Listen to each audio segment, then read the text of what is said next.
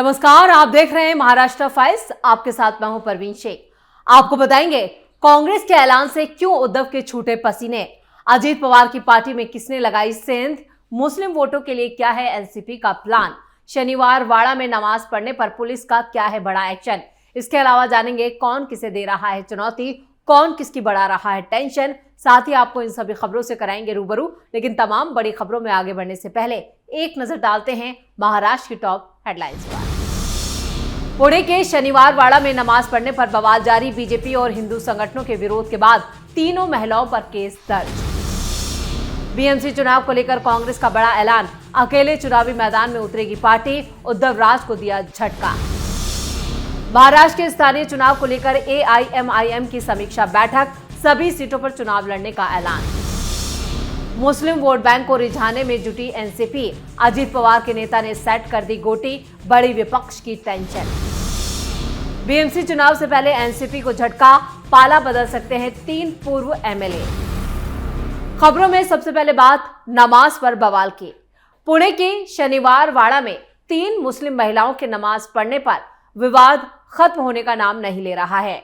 Viral video में महिलाएं शनिवार वाड़ा की ऊपरी मंजिल पर चटाई बिछाकर नमाज अदा करती नजर आ रही हैं। ये वीडियो सामने आने के बाद न सिर्फ हिंदू संगठनों ने विरोध प्रदर्शन किया, बल्कि राजनीतिक बयानबाजी भी तेज हो गई। आर्कियोलॉजिकल सर्वे ऑफ इंडिया ने शनिवार वाड़ा में नमाज को लेकर पुणे पुलिस ने 3 महिलाओं के खिलाफ मामला दर्ज किया है। नमाज का वीडियो सामने आने के बाद बीजेपी सांसद मेधा कुलकर्णी ने सोशल मीडिया पर इसकी निंदा की और इसे ऐतिहासिक धरोहर का अपमान करार दिया।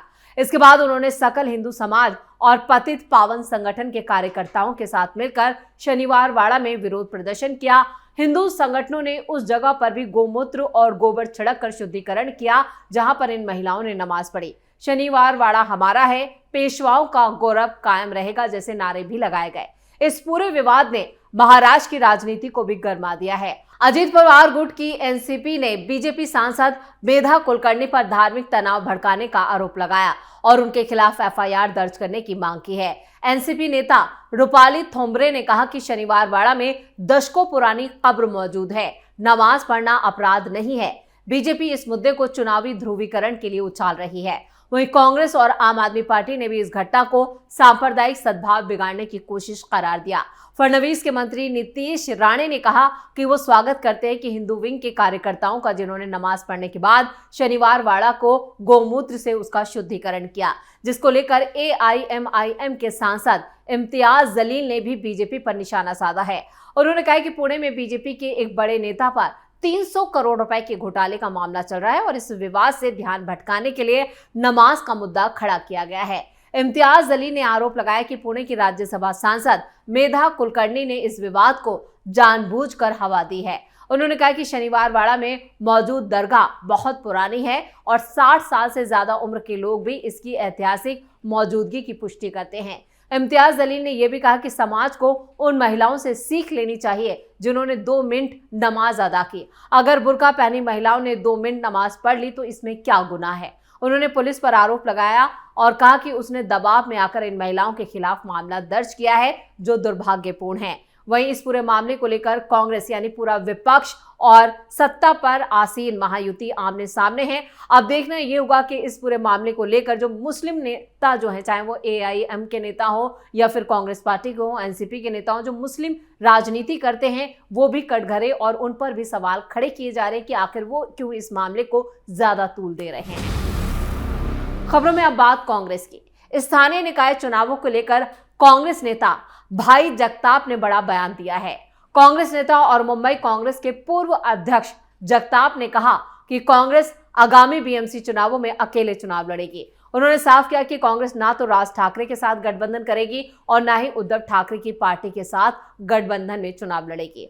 भाई जगताप ने आगामी बीएमसी चुनावों को लेकर पार्टी की रणनीति साफ कर दी है। उन्होंने साफ कहा, कांग्रेस किसी भी ठाकरे गुट के साथ गठबंधन में नहीं जाएगी। पूर्व मुंबई कांग्रेस प्रमुख भाई जगताप ने जोर देकर कहा, कांग्रेस बीएमसी चुनावों में स्वतंत्र रूप से चुनाव लड़ेगी। कांग्रेस का यह फैसला महाराष्ट्र में स्थानीय स्तर पर अपनी ताकत को मजबूत करने का संकेत देता है।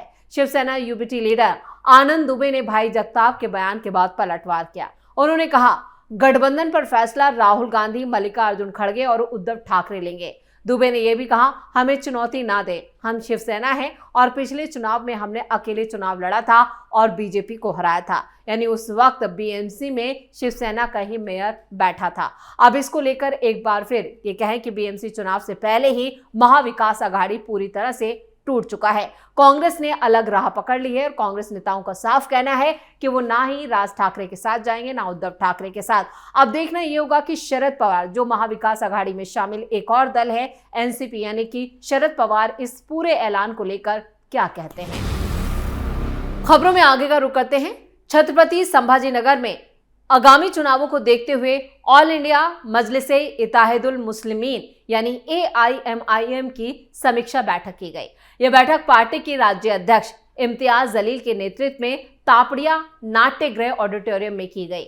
इस बैठक में मुंबई को छोड़कर राज्य के कई जिलों में बड़ी संख्या में पदाधिकारी और कार्यकर्ता शामिल हुए। बैठक में स्थानीय चुनावों की तैयारी और संगठन की रणनीति पर चर्चा की गई।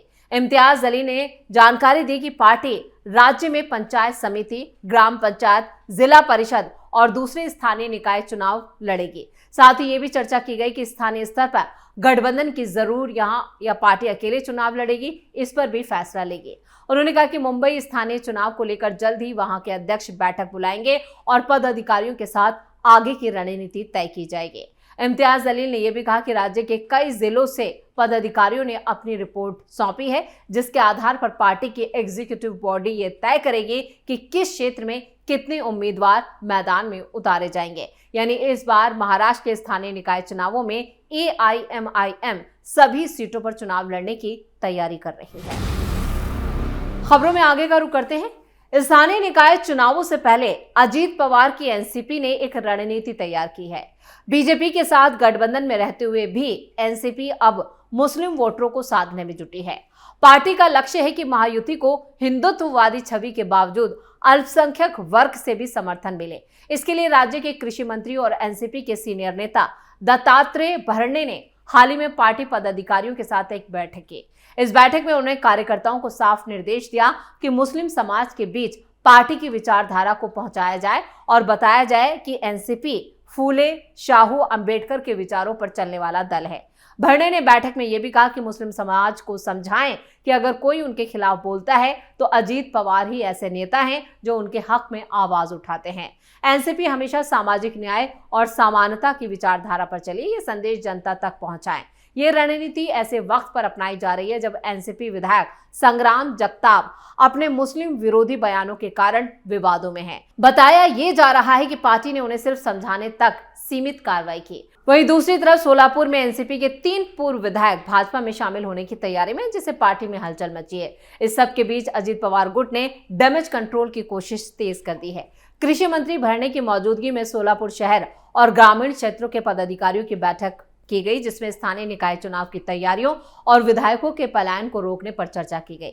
भरणे ने पदाधिकारियों से कहा कि कार्यकर्ता पार्टी में बने रहें और आने वाले चुनावों में संगठन को मजबूत करें। उन्होंने ये भी साफ किया कि मुस्लिम समाज को जोड़ना एनसीपी की नई चुनावी रणनीति का अहम हिस्सा है, ताकि महायुति को सिर्फ हिंदुत्व के बजाय समावेशी छवि के रूप में पेश किया जा सके।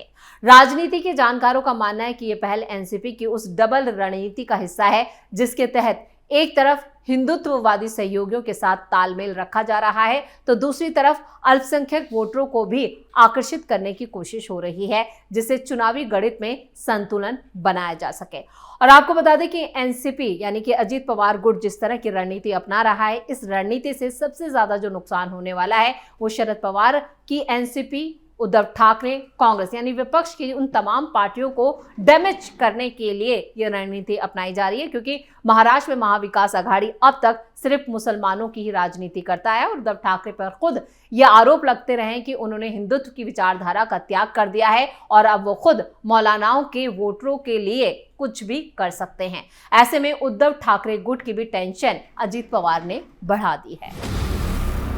और खबरों के आखिर में बात करते हैं बीएमसी चुनावों को लेकर राजनीतिक दलों की तैयारी की। महाराष्ट्र में आगामी निकाय चुनावों की घोषणा से ठीक पहले राजनीतिक दलों के बीच खींचतान ने भी जोर पकड़ ली है। महायुति के सहयोगी दलों के बीच ही नेताओं के पाला बदलने की अटकलें तेज हैं। सोलापुर में एनसीपी के 3 प्रमुख पूर्व विधायकों के बीजेपी में शामिल होने की खबरों ने एनसीपी खेमे में हड़कंप मचा दिया है। और यही हाल शिंदे गुट का भी है। पार्टी ने नुकसान को रोकने के लिए राज्य के कृषि मंत्री दत्तात्रेय भरणे को ही उस जिले में भेजा जहां वो स्थानीय नेताओं से बंद कमरे में बैठक कर उन्हें पार्टी को लेकर वफादार बनाए रखने की कोशिश में जुटे हैं। ये विवाद तब और ज्यादा तूल पकड़ने लगा जब एनसीपी के पूर्व विधायक राजन पाटिल, पूर्व विधायक यशवंत माने और माणा विधानसभा से विधायक बबन राव शिंदे के बेटे रणजीत सिंह शिंदे ने मुंबई में मुख्यमंत्री देवेंद्र फडणवीस से एक सीक्रेट मीटिंग की। इस मुलाकात की तस्वीर सोशल मीडिया पर वायरल हो गई, जिसके बाद ये अफवाहें तेज हो गई कि तीनों ही बीजेपी का दामन थामने वाले हैं और इसका ऐलान कभी भी किया जा सकता है। सोलापुर में एनसीपी का मजबूत आधार है और ये नेता स्थानीय स्तर पर पार्टी के प्रमुख चेहरे माने जाते हैं। जानकारों का मानना यह है कि अगर ये घटना सच साबित हुई तो यह अजीत पवार गुट के लिए बड़ा झटका होगा, खासकर जब महायुति के भीतर ही सीटों के बंटवारे को लेकर असंतोष की आग सुलग रही है। मंत्री भरणे का यह दौरा एनसीपी की रणनीति का हिस्सा लगता है। वो जिले के प्रभावशाली नेताओं, कार्यकर्ताओं और स्थानीय विधायकों में से एक एक करके बातचीत करेंगे। पार्टी सूत्रों के मुताबिक भरणे को निर्देश दिया गया है कि वो नेताओं की नाराजगी की वजह को समझे और उन्हें भरोसा दें कि उनकी मांगे पूरी की जाएंगी। सोलापुर जैसे कृषि प्रधान जिले में एनसीपी का वोट बैंक काफी मजबूत है, लेकिन हाल के दिनों में महायुति के सहयोगी दलों के बीच टकराव ने स्थिति को जटिल बना दिया और इस पूरे घटनाक्रम पर विपक्षी यानी शिवसेना के दिग्गज नेता संजय राउत ने तीखा वार किया है। राउत ने सोमवार को एक बयान में कहा था कि महायुति के भीतर ही घमासान मचा है। सोलापुर में बीजेपी एनसीपी के नेताओं को तोड़ने की कोशिश की जा रही है, लेकिन ये खेल उल्टा पड़ सकता है। मंत्री भरणे का दौरा इसी घाव को भरने की नाकाम कोशिश के तौर पर भी देखा जा रहा है, जबकि खुद महाविकास अघाड़ी भी पूरी तरह से टूटती हुई नजर आ रही है, क्योंकि कांग्रेस ने बीएमसी चुनावों को लेकर जो ऐलान किया है उससे साफ है कि महाराष्ट्र का सियासी तापमान इस वक्त काफी बढ़ चुका है। महायुति से भी यहां पर असंतोष की खबरें सामने आ रही है, जबकि महाविकास अघाड़ी तो पूरी तरह से पटरी से उतर चुका है।